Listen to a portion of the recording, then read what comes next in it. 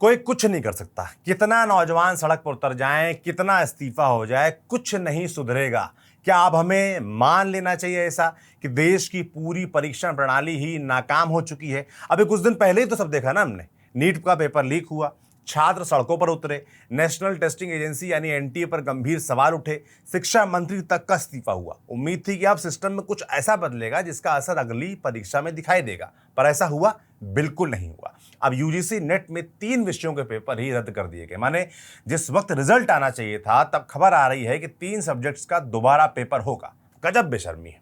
UGC net जून 2026 की परीक्षा 27 विषयों में हुई थी।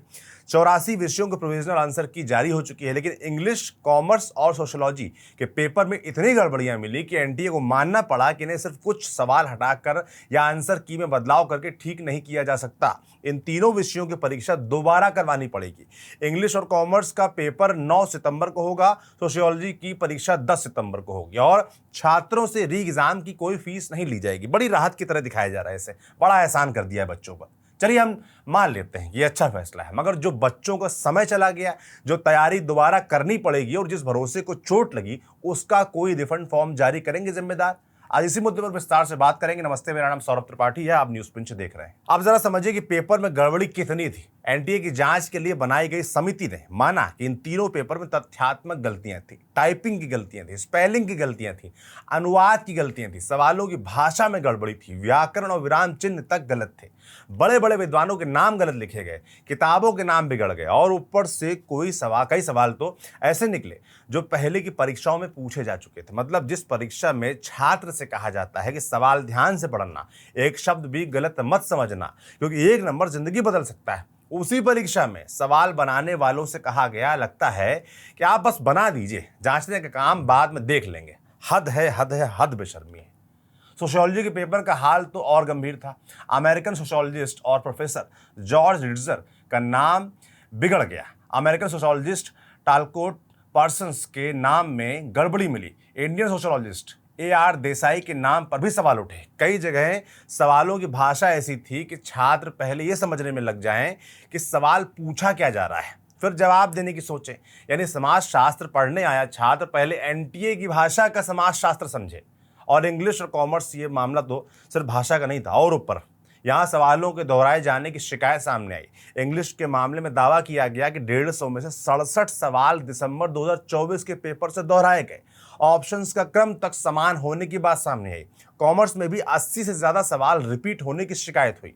अब इसे आप पेपर सेटिंग की गलती कहिए, लापरवाही कहिए या सिस्टम की बेशर्म कमजोरी, लेकिन छात्र के लिए इसका मतलब सीधा है। उसने मेहनत की, परीक्षा देने पहुंचा और वहां उसे पुराना ही पेपर नए पैकेट में लगाकर ठेल दिया गया। सवाल यही कि आखिर ये सब हुआ कैसे, क्योंकि पेपर कोई व्हाट्सएप ग्रुप में बैठकर रात को तैयार तो होता नहीं है। प्रश्न बनते हैं, एक्सपर्ट देखते हैं, मॉडरेशन होता है, भाषा जांची जाती है, अनुवाद देखा जाता है, फिर पेपर फाइनल होता है। यानी गलती पकड़ने के लिए एक दो नहीं कई मौके होते हैं। फिर भी इतनी सारी गलतियां परीक्षा हॉल तक कैसे पहुंच गईं? क्या सब लोग आंख मूंद के बैठे हुए हैं? और यहीं से मामला सिर्फ यूजीसी नेट तक सीमित नहीं रह जाता। सवाल एनटीए के काम करने के तरीके पर उठता है, क्योंकि एनटीए कोई छोटी मोटी परीक्षा कराने वाली संस्था नहीं है जिससे कुछ लोग बैठकर चला रहे हों और गलती हो जाए तो कह दिया जाए कि चलिए कोई बात नहीं, अगली बार ठीक कर लेंगे। अरे इस संस्था की गवर्निंग बॉडी में भी कोई मामूली व्यवस्था नहीं है। इसमें IIT, IIM, NIT, IISER जैसे देश के प्रतिष्ठित संस्थानों के निदेशक शामिल हैं। JNU और IGNOU जैसे बड़ी यूनिवर्सिटीज के वाइस चांसलर्स भी इस व्यवस्था का हिस्सा हैं।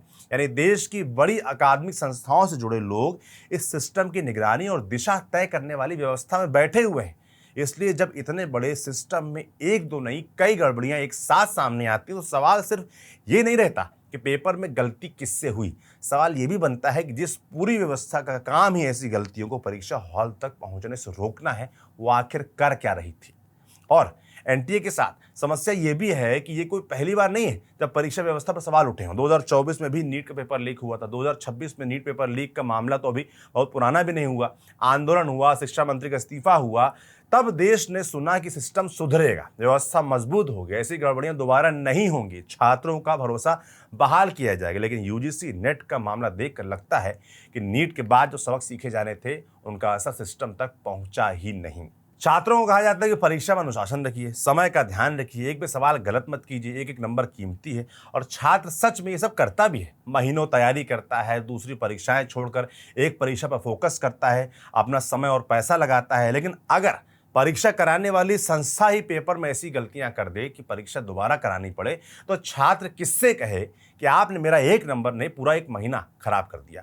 और यहाँ सबसे ज़्यादा चुभने वाली बात यही है, एनटीए कह रहा है कि री एग्जाम के लिए कोई अतिरिक्त फीस नहीं लगेगी। ठीक है, लेकिन छात्र ने सिर्फ फीस थोड़ी दी थी, उसने समय दिया था, तैयारी दी थी, मानसिक ऊर्जा दी थी, शायद दूसरी परीक्षा की तैयारी का मौका छोड़ा था, शायद किसी नौकरी या पीएचडी की योजना बनाई थी। अब इन सब की कोई रिफंड पॉलिसी है क्या? इस मुद्दे पर विपक्ष की तरफ से भी सवाल उठ रहे हैं। राहुल गांधी ने भी कहा है कि ऐसी परीक्षा संबंधी गड़बड़ियों की वजह से छात्रों के साल बर्बाद हो रहे हैं और इसका असर सड़कों पर भी दिखने लगा। यूजीसी नेट के 3 पेपर रद्द होने के बाद सोमवार को एनएसयूआई ने दिल्ली में एनटीए के दफ्तर के बाहर प्रदर्शन किया। प्रदर्शनकारी छात्रों ने एनटीए को खत्म करने और उसके चेयरमैन प्रदीप कुमार जोशी के इस्तीफे की मांग की।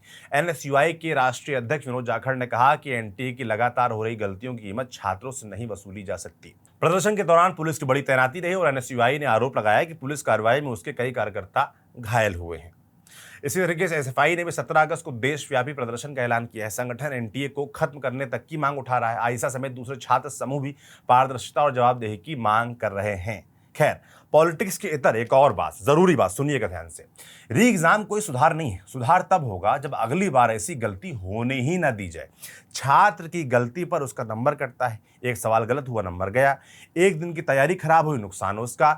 लेकिन सिस्टम की गलती हो जाए तो उसका समाधान है री एग्जाम। तारीख आगे बढ़ा दीजिए, फिर से पढ़ने को कह दीजिए और ऊपर से बता दीजिए कि इस बार कोई अतिरिक्त फीस नहीं लगेगी। जैसे छात्र ने ही फीस दी थी, समय और जिंदगी नहीं।